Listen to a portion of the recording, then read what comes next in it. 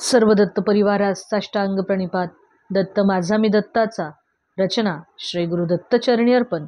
तत्पूर्वी चॅनल आवडल्यास like, share आणि सबस्क्राईब जरूर करावे. माऊलींनो, आपण पाहत आहोत श्रीकृष्ण भाग 23. यापूर्वीच्या भागामध्ये आपण पाहिले की कुबेरपुत्र नलकुवर आणि मणिग्रीव यांचा गोपाळकृष्णांनी वृक्षाच्या योनीतून कसा उद्धार केला. तर यमलार्जुन वृक्ष हा व्रजासारखा कडकडात आवाज करत तो जमिनीवरती उन्मळून पडला. त्यावेळेला तिथे जमलेले सर्व गोकुळवासी आणि नंद महाराज हे त्वरित त्या ठिकाणी गोळा झाले आणि हे अर्जुन वृक्ष, हे एवढे मोठे वृक्ष अचानक असे कसे काय कोसळून पडले याचे त्या सर्वांना आश्चर्य वाटू लागले. पण वृक्ष अचानक पडल्यामागचे कारण कुणालाही काही सापडत नव्हते. त्यामुळे सर्वजण अतिशय गोंधळून गेले होते. आणि जेव्हा सर्वांनी गोपाळकृष्णांना तिथे उखळाला बांधलेल्या अवस्थेत पाहिले, त्यावेळेला मात्र हे काम एखाद्या असुराचे तर नाही ना, असे सर्वांना वाटू लागले. अन्यथा असा प्रकार अचानक कसा काय घडेल, असे सर्वजण विचार करून व्यथित झाले. आणि श्रीकृष्णाबाबत अशा विलक्षण घटना सारख्या होऊ लागल्या. त्यामुळे सर्व गोकुळवासियांचे आपापसात या घटनेबाबत तर्कवितर्क चालू होते. आणि त्यांची चर्चा चालू असताना त्या ठिकाणी काही मुले खेळत होती आणि त्या मुलांनी सांगितले की गोपाळकृष्ण हे रांगत रांगत आले, त्यांना उखळाला बांधलेले होते आणि ते उखळ त्यांनी या 2 वृक्षामधून नेण्याचा प्रयत्न केला आणि त्या उखळाचे दोन्ही साईडचे भाग हे वृक्षामध्ये अडकल्यामुळे तो वृक्ष गोपाळकृष्णांनी तो दोर ओढल्यामुळे तो वृक्ष खाली पडला. आणि जेव्हा तो वृक्ष खाली पडला तेव्हा त्या वृक्षामधून 2 अतिशय दैदिप्यमान पुरुष बाहेर आले आणि त्यांनी गोपाळकृष्णांना साष्टांग प्रणिपात केला आणि काहीतरी सांगितले. अशा प्रकारे ते लहान मुले सर्वजण हे तेथील गोकुळवासियांना त्या घटनेबाबतचे कथन करत होते. पण त्यांच्या या कथनावर कुणीही विश्वास ठेवला नाही आणि अशी गोष्ट कशी काय शक्य होईल, त्यामुळे कुणीही त्या मुलांच्याकडे लक्ष देत नव्हते. काही जणांनी मात्र त्या मुलांच्या सांगण्यावरती विश्वास ठेवून त्यांनी नंद महाराजांना सांगितले की महाराज, आपले हे गोपाळकृष्ण हे इतर मुलांच्या पेक्षा नक्कीच वेगळे आहेत आणि त्यांनी हे कार्य केले असावे. नंद महाराजांना आपल्या पुत्राच्या बाबत अशा असामान्य शक्तींच्या विषयी त्यांनी ऐकले आणि त्यांना हसू आले. त्यांनी आपल्या या अद्भुत मुलाला त्या दोरखंडाच्या जे यशोदा मातेने त्यांना बांधलेले होते ते नंद महाराजांनी त्यांना मोकळे केले.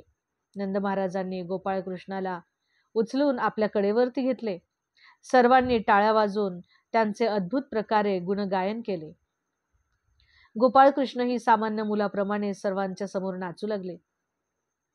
यशोदा माता गोपाळकृष्णांना कधी कधी बसण्यासाठी पाट मागत असे. त्यावेळेला तो पाट उचलणे त्यांना कठीण वाटे, तरीही मातेने सांगितल्यामुळे तो येनकेन प्रकारे श्रीकृष्ण भगवान मातेला आणून देत.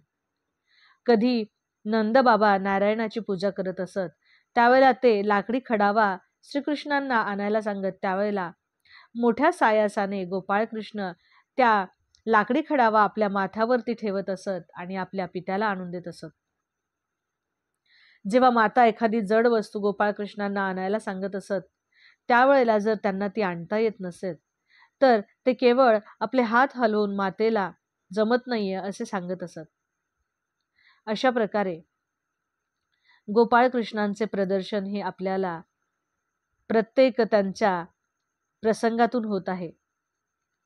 एक दिवस काय होते की एक फळवाली नंद महाराजांच्या घरासमोर येते आणि फळे घ्या म्हणून ती बाहेरून ओरडत असते. त्यावेळेला त्या फळवालीची हाक ऐकून गोपाळकृष्ण तात्काळ एका मुठीमध्ये ते धान्य भरतात आणि ते धान्य घेऊन त्या धान्याच्या बदल्यात फळे घेण्यासाठी ते बाहेर येतात.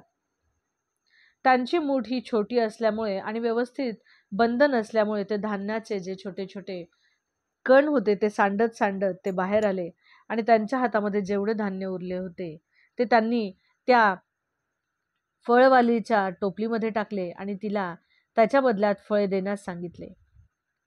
फळवालीची नजर जेव्हा गोपाळकृष्णांवरती पडली तेव्हा त्यांच्या अनुपम सौंदर्याने ती फळवाली अतिशय मोहित झाली आणि तिने तात्काळ गोपाळकृष्णांना त्या मुठीतील धान्याच्या बदल्यात तिने दोन्ही हातांनी फळे भरून दिली.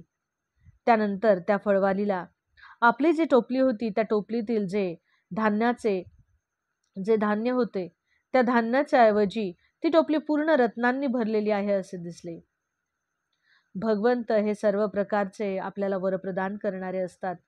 जेव्हा कुणीही परमेश्वराला काही उपहार अर्पण करतो त्यावेळेला त्या उपहाराच्या कैक पटीने जास्त भगवंत हा त्याच्या भक्तांना देत असतो.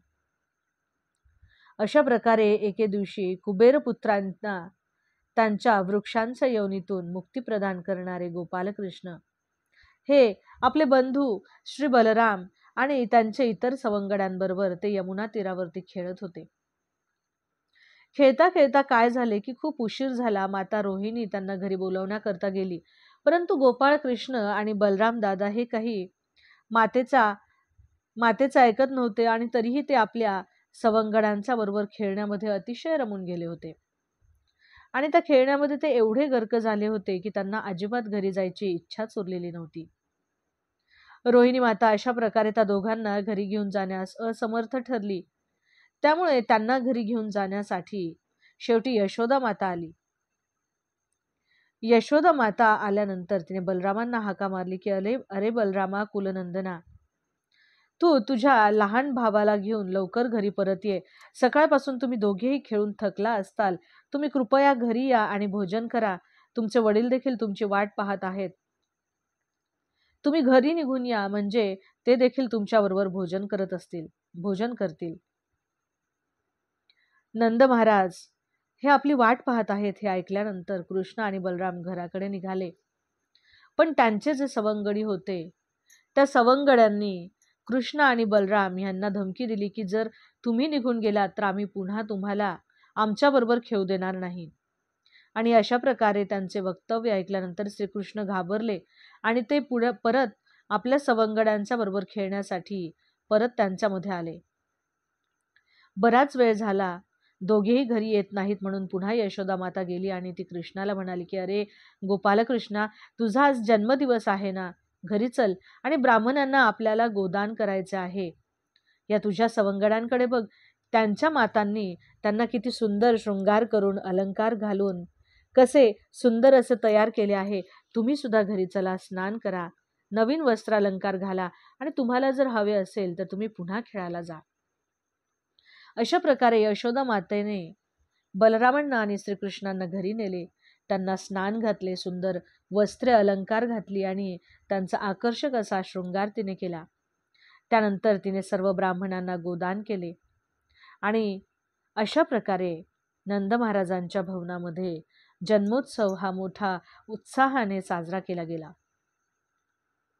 यानंतर काही वयस्क गोपजन होते ते नंद बाबांच्या जवळ आले आणि त्यांनी नंद महाराजांना सांगितले की महाराज, अशामध्ये आपल्या इथे फारच असुर हे मोठमोठे उत्पात करत आहेत आणि त्या असुरांना त्यांचे हे उत्पात करण्यापासून कसे थांबवावे याबाबत ते सर्वजण चर्चा करू लागले.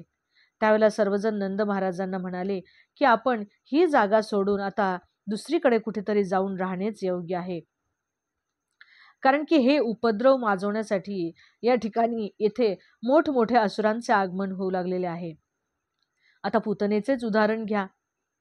भगवान हरींच्या कृपेने कृष्ण अशा या अवाढव्य अशा राक्षसीपासून बचावला. त्यानंतर तृणावर्त असुरापासून सुद्धा श्रीकृष्ण भगवान वाचले आणि आता हे दोन भयंकर वृक्ष ते जेव्हा खाली कोसळले त्यावेळेला एखाद्या बालकाला जर इजा झाली असती तर अशा प्रकारे भगवान हरी पुन्हा पुन्हा आपले रक्षण करत आहेत आणि ते आपल्याला सुरक्षित ठेवत आहेत. परंतु आता आपण येथून स्थलांतर करणेच योग्य आहे असे वाटते आणि आता आपण सावध राहिले पाहिजे आणि हे स्थान सोडून आपण इतर कुठेतरी जाऊन शांततेत राहता आले पाहिजे. तर त्यावेळेला एक वयस्कर जण म्हणला की आपण आता वृंदावन नामक जे वन आहे त्या वनाकडे आपण जाऊया. तेथे अतिशय सुंदर अशा वेली वनस्पती आहेत. त्या ठिकाणी आपण आपल्या गायी सुद्धा अतिशय योग्य पद्धतीने चारण्याकरता ते ठिकाण अतिशय योग्य आहे. तेथे सुंदर अशी कुरणे आहेत. त्या ठिकाणी आपली कुटुंबे, गोपिका, आपली मुले छोटी छोटी हे सगळेच जण अतिशय शांततेने तिथे राहू शकू.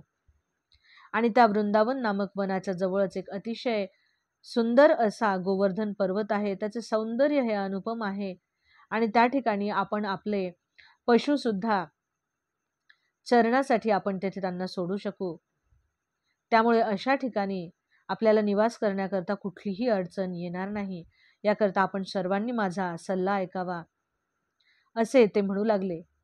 आणि या सुंदर अशा ठिकाणी जाण्यासाठी आपण तयारी करावी आणि चलावे. आपण आता आपल्या बैलगाड्या सज्ज करूया आणि आपल्या गाई वासरांना आपण त्या ठिकाणी अग्रभागी ठेवायला हरकत नाही. अवधूत चिंतन श्री गुरुदेव दत्त. दिगंबरा दिगंबरा श्री पादवल्लभ दिगंबरा. जय श्री कृष्ण.